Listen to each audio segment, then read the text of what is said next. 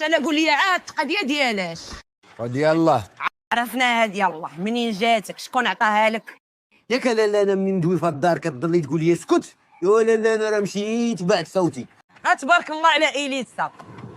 لمن بعتي دي فويس؟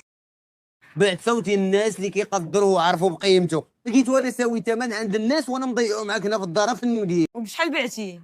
تيشيرت وكاسكيطه و200 درهم من الفوق.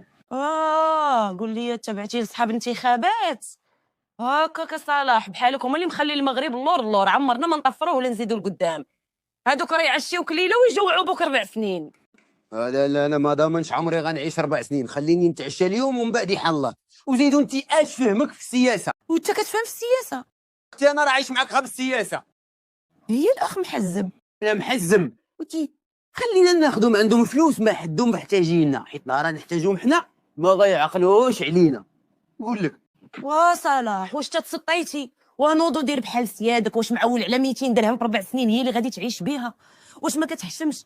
نوض شمر على دراعك وتقاتل. شو تبارك الله راجل زبيده راه بنا ليها الدار على 5 ديال الطبقات، وراجل سعاد تبارك الله بنا ليها الفيلا جنب البحر فيها 2 طبقات، وراجل عزيزه تبارك الله بنا ليها واحد الدوريه يدخل لها الدري الصغير الا كان يبكي. اسكت انت اش بنيتي؟ انا بنيت راسي براسي. واسكت ولا غنريبك.